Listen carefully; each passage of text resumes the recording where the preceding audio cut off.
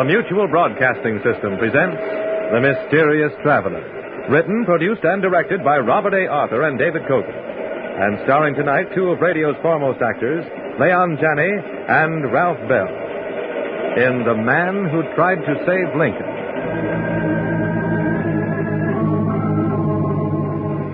This is The Mysterious Traveler, inviting you to join me on another journey into the realm of the strange and the terrifying. I hope you will enjoy the trip, that it will thrill you a little and chill you a little. So settle back, get a good grip on your nerves, and be comfortable, if you can, as we hear the strange story that I call The Man Who Tried to Save Lincoln.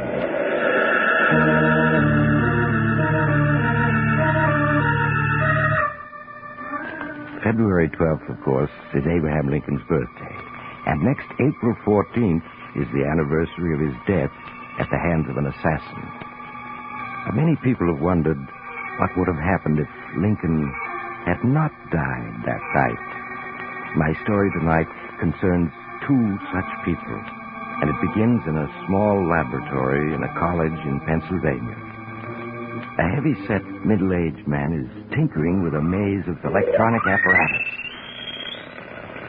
1914, 1913, 1912, 1911, 1910,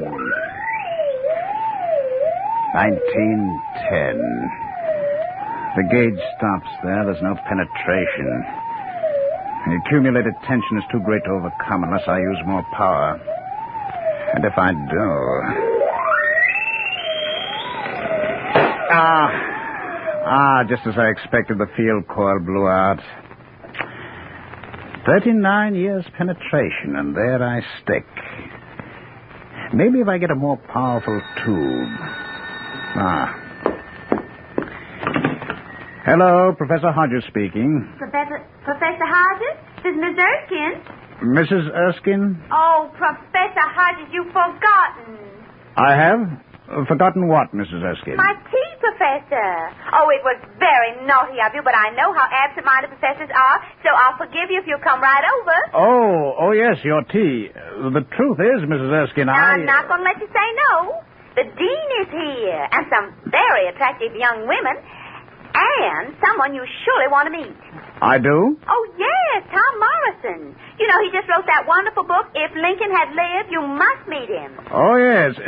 Is he any relation to former Professor Henry Morrison? His son. Now, you will come, won't you, right away? All right, Mrs. Erskine.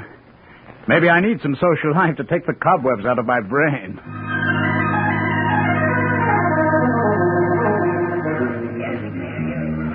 Oh, Professor Hodges, I'm so glad you could come, even if I did have to remind you. And I want you to meet Tom Morrison. This is Professor Hodges. How do you do, sir? Glad to meet you, Mr. Morrison. Mr. Morrison has just been telling me about his book, If Lincoln Had Lived. It is fascinating. It is simply fascinating. It is... Oh, but there's Lucy Johnson, and I must see her, please, you two. Just excuse me, because... Oh, Lucy! Lucy, dear, I want to speak to you, dear. Now, just wait. Mrs. Erskine was telling me you're a physicist, Professor Hodges. Electronics. Yes, that's my line. I've heard of your book, Mr. Morrison, If Lincoln Had Lived. Tell me, what would have happened? Well, as I was just telling Mrs. Erskine, I think tremendous things would have happened. Such as? I think Abraham Lincoln would have managed things so wisely that at the end of the war between the states, the whole nation would have recovered in 10 years. Oh, yes? Go on. There would have been no bitterness. And as a united nation, we'd have forged ahead much more quickly to take our place as a world leader. Yes, I can see how that would be. Why, we'd have been so strong in 1914 that we'd have prevented World War I by our very threat to intervene. Then there wouldn't have been any World War. Well, certainly the chances against it would have been much greater. Mr. Morrison, Tom, I am glad I came here today. I think you're the man I need. Need? In what way? I'm in the middle of a tremendous experiment. I need a man with imagination. That's you. I need a man I can trust. You again. Professor, what is this experiment? Tom, I'll answer one question with another.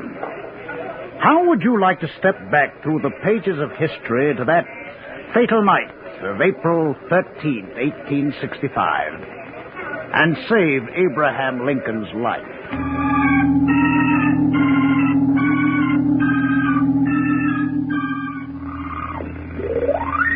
These are the instruments I've been working with, Tom. They don't look like much, I guess, but they work.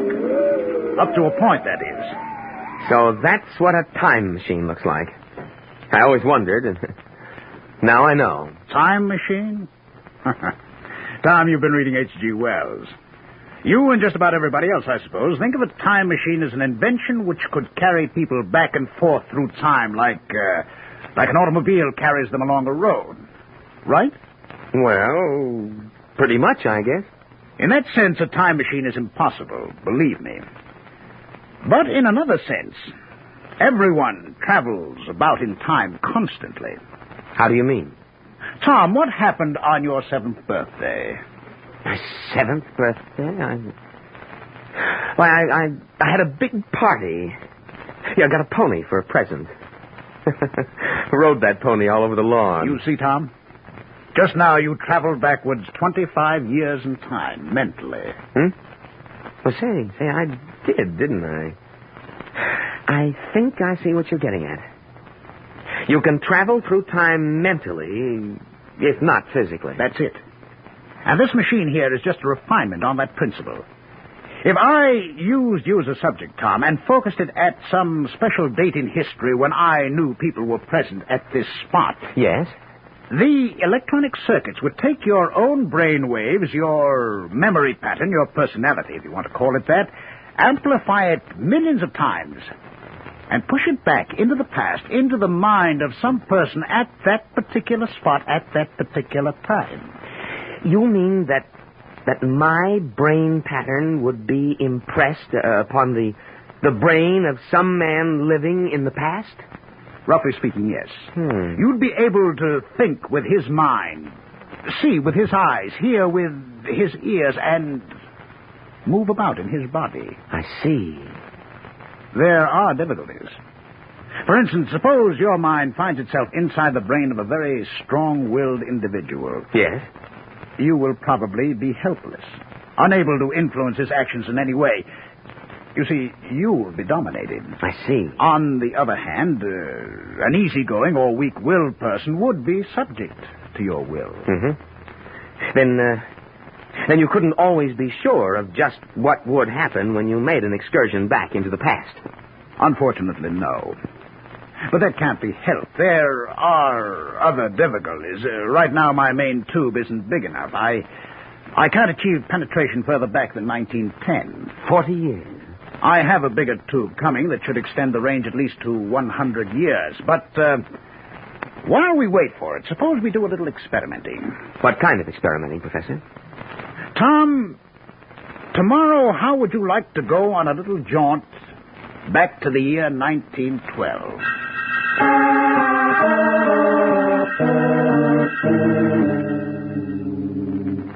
Comfortable, Tom? Feel fine, Professor. I've purposely arranged this chair so that you can see out the window. You see the public library across the street? Yes. It was erected in 1912, wasn't it? The very year you're going to visit. Did you know your mother was one of the first librarians there? Yes. It's family history that she met Father when he went in to get a book. He was so bowled over, he forgot the book. He also forgot to sign the library card in the back of it. I have the very book right here. The Life of Lincoln. The same book. It looks as if it hadn't been read in 40 years. It hasn't. Here's the card. Here's the line where your father should have signed his name. Perfectly blank. Dad certainly must have been smitten. That's just the point. Tom, I know it's possible to send your brain pattern back in time, but is it possible for you to change anything that happened then? To change anything? I hadn't thought of that. If the past has happened, it's fixed, isn't it? It can't be changed. I think it can. That's what we're going to test. Tom, I'm going to send you back to that day your father met your mother. I'm going to force your mental pattern into your father's mind. Good Lord. Yes. You'll see with his eyes, think with his mind, move with his body. And Tom, you are going to sign this library card. Sign the card? Right. You're going back to noon, July 10th, 1912. According to the timestamp on this card, the book was delivered at that exact moment. I see. And I'm to sign the library card that never was signed. I'm to alter the past. If you can. Maybe you won't be able to.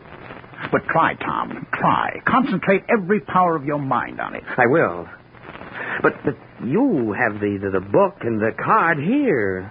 They're not in the library. Ah, they are. Back in 1912. Oh, of course. I was forgetting. Ready? Yes. Sit back. Relax. I'll attach the headpiece. There. Now concentrate your mind on the thought, noon, July 10th, 1912. Repeat it over and over mentally.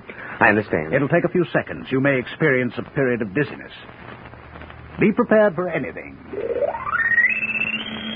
Noon, July 10th, 1912. Noon, July 10th, 1912. Noon, July 10th, 1912. Noon, July 10th, 1912. Mr. Morrison, what is it? Are you ill?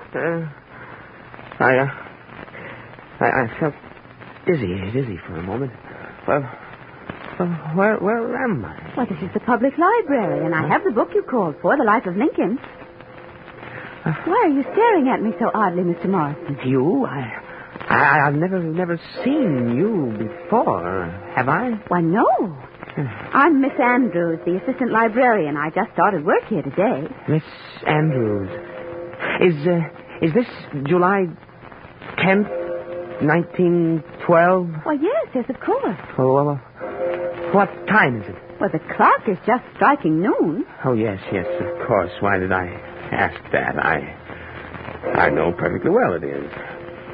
It's as if there were a voice in my mind. It's odd. Are you sure that you feel all right, Mr. Morrison? Of course I do. Just a little giddy. That's the effect of love at first sight. Mr. Morrison. Oh, I mean it, Miss Andrews. Will you have lunch with me? Now, right away, so we can talk. Why, of course I will. Will. Thank you, Miss Andrews. Get your hat. It is lunchtime, isn't it? Why, yes, I believe it is, Mr. Morrison. Yeah. But the book, don't you want me to sign it out for you? Oh, bother the book. Lincoln can wait. But there's something. Yes? I'm trying to remember something. The card. Yes, I have to sign the card. Well, not if you don't wish the book. Yes, but I do. Something tells me I must. I don't know why. Give me the card, please. Yes, of course. And a pen. Here you are. Now, I'm feeling busy again. My name. Tom. No, not Tom. Henry. What's wrong with me? Henry Morrison. There. Now, Mr. Morrison. Mr. Morrison, can I get you a glass of water or something?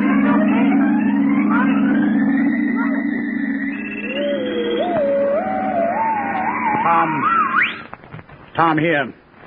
Drink this.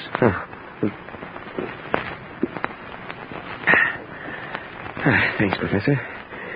Oh, it's better. I am over my dizziness. What happened? Tell me. So there was an instant of dizziness. Then I opened my eyes, and Professor, I was standing in the public library talking to a young woman. The woman who was later to become my own mother. Go on, Tom. Yes, it was noon, July 10th, 1912. And I seemed to be inside the mind of someone else. Someone who went on talking and acting as if I didn't exist. Of course. Your mental pattern was being superimposed on his mind. Your father-to-be. Yes. Yes, I tried to make him realize I was there. I exerted all my willpower. Then I think he signed the library card. I'm not sure. Everything got far away and dark then, and I was sitting here with you back in 1950. We'll know in a moment if he did sign the card. If you did change the past, Tom, I'll open the book. If the card was signed, the signature will be there now. It'll have to be there. Look. It's signed. Henry Morrison. My father's signature. And look, he started to sign it Tom, and then he crossed out the Tom and wrote in Henry. That proves your personality was dominant for a moment. We can do it, Tom. We can reach back into the past and save the life of Abraham Lincoln. And change the whole course of world history since 1865. As soon as the bigger tube gets here, we'll try further tests, send you back further. Tom, how would you like to be present to hear Lincoln deliver the Gettysburg Address?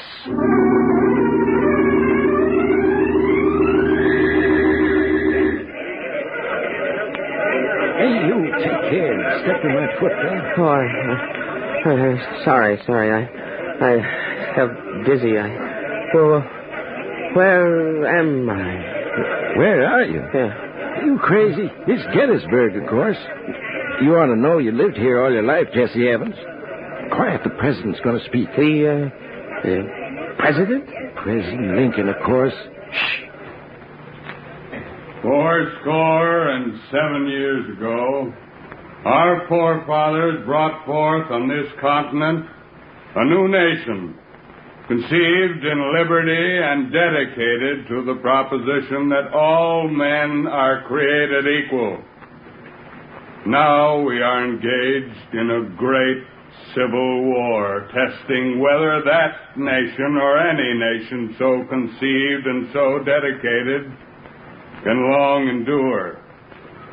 We are met on a great battlefield of that war.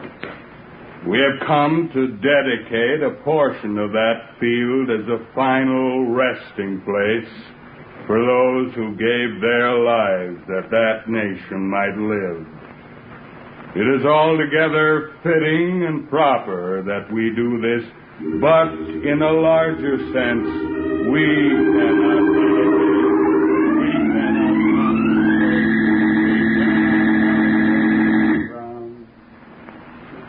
Professor, I saw him. I saw Lincoln. And I heard him deliver the Gettysburg Address. And we've done it. We've achieved the penetration into the time we need. And we've proved you can stay there at least half an hour. It was terrific. There was a farmer named Jesse Evans, a simple fellow. I was able to control his actions without difficulty. And for 30 minutes, I saw Lincoln. Listened to him. Now I know I'm right. If Lincoln had lived, we'd all have a better world today. Tom, we'll leave for Washington tomorrow. We'll set up our instruments and equipment in the Ford Theater itself, where John Wilkes Booth shot Abraham Lincoln at about 10:15 on the night of April 13th, 1865. And you will return to that fateful night and prevent the shot from being fired.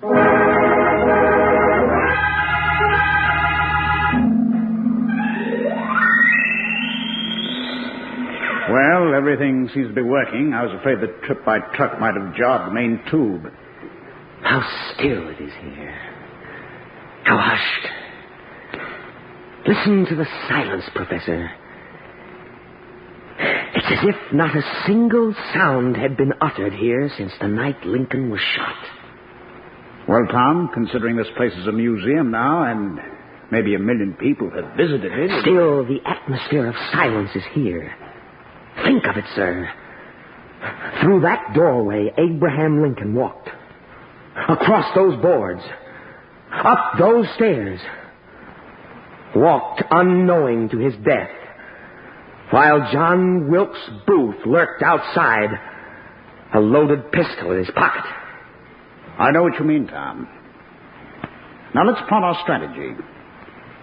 We have the place to ourselves until tomorrow morning. Let's try to imagine this theater as it was, April 13th, 1865. Let's figure out just where everyone was, so far as we know. You tell me, Tom. You're the expert in this field. All right, Professor. Now, over there is the box office. There, the entrance. This was the auditorium. And there, of course, was the stage. Up there was the private box in which Lincoln and his party sat. I wish we could get the gadgets up there, but we can't. Have to work from down here. At about 9 o'clock in the evening, the President and Mrs. Lincoln entered with 2 guests. The play had already started. A ticket taker named Buckingham took their tickets, and an usher led them to their box. I see. Go on, Tom. At about 10 minutes past 10, John Wilkes Booth sauntered in. He spoke to Buckingham, the ticket taker. Then he went on upstairs toward Lincoln's box. In his pocket, he carried a brass derringer loaded with 1 shot. And he struck almost immediately. Yes, sir. The President had an armed guard, John F. Parker. But Parker was criminally negligent. He left his post to watch the play. Left Lincoln unguarded.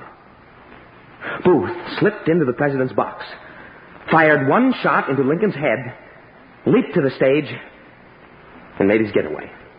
Now, Tom. Yes, sir. Our experiments have proved definitely that your ability to alter the past depends on the type of mind into which the electronic pressure forces your own mental pattern. That's right. If I should hit a strong-willed man, I might not be able to control him at all. A neutral or weak-willed type I can control and force to act. And you must act. Booth must be killed. You understand that? Of course. If I just stopped him, he might strike again later. Another danger is that we might send your mental pattern into the mind of someone who did not know Booth and would be unable to stop him in time. What do you suggest, sir? We have 2 possibilities. First, the guard Parker. He was weak-willed, and he was armed. He seems the most logical choice. Unfortunately, we don't know just where he was for part of the evening. He left his post, and wandered around. And the pattern of pressure must be very carefully aimed. Of course. If we missed him... No telling what would happen. My choice is Buckingham, the ticket taker. Buckingham, eh? A ticket taker is not ordinarily a man of, shall we say, great mental achievements. You will probably be able to control him, and remember, he knew Booth, and in fact spoke to him. That's true. Also, we know almost exactly where he stood the whole evening. There by the entrance. All right, Tom. We will plan on sending you back to April 13th, 1865, into the mind of Mr. Buckingham. Now, let's start getting ready.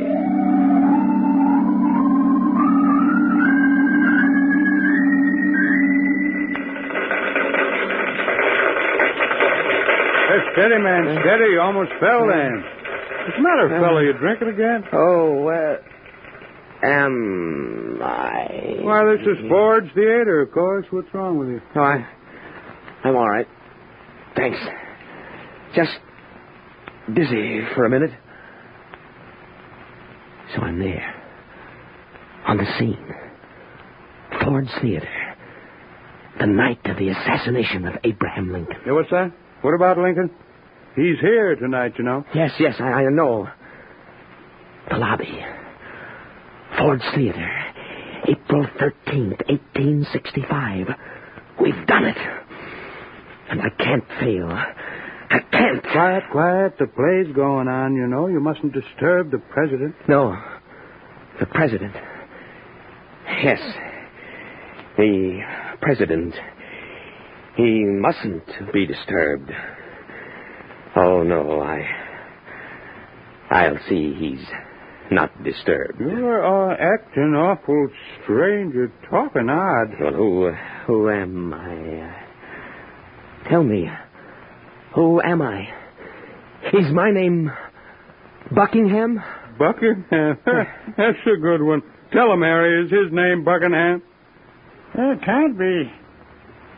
You're Buckingham. You? You're Buckingham? That's right, fella. Say, how much did you have to drink tonight? Nothing. We missed. Somehow. We missed. But it won't make any difference. It won't. I'll find him. Look, why don't you go in, find an empty seat, and sit down till you're all right? No. I can't sit down. Got to find someone. Who? Lincoln. Yes, President Lincoln. And John Wilkes Booth. Got to find them. Save. Kill. Harry, help me to hold him up. He's staggering. I'm busy. Got to concentrate on Lincoln. On Booth. Concentrate. There's no liquor on his breath. He's ill. Better get him outside. No, I'm all right. It's 10 after 10. I have something important to tend to. Life and death. Have you seen Booth? John Wilkes Booth, the actor. Have I seen Booth? Yes. Excuse me, Buckingham. I've got to go on in. I have a very important engagement to keep. Yes. Very important. A matter of life and death. Well, if you're sure you feel all right, go right ahead. Thank you. Good night, gentlemen. Well, that was a funny performance. If I hadn't smelled his breath, I'd have sworn he was drunk. He's a funny one. Never know what he's up to. That talk just now about having an important engagement. Just bluff, you may be bound. Do you suppose he's in his right mind, though? Asking us if we'd seen John Wilkes Booth, the actor, when he's John Wilkes Booth.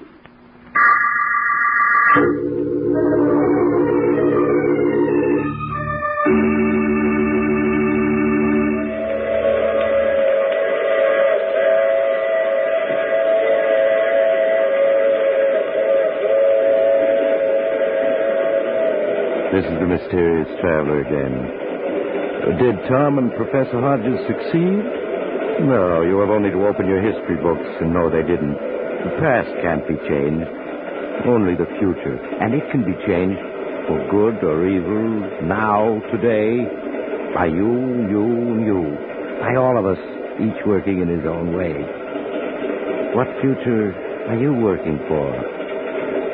While you think about it, I'll tell you about next week's story, The Big Hand. It's about two criminals who risked their lives in a desperate gamble for $1 million with death as their ever... Oh, you have to get off here. I'm sorry. But I'm sure we'll meet again. I take this same train every week at the same time.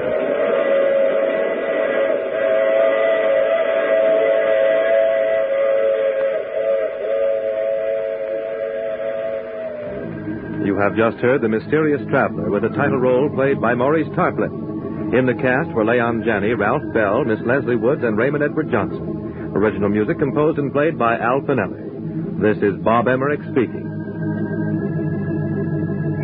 This is the world's largest network, the Mutual Broadcasting System.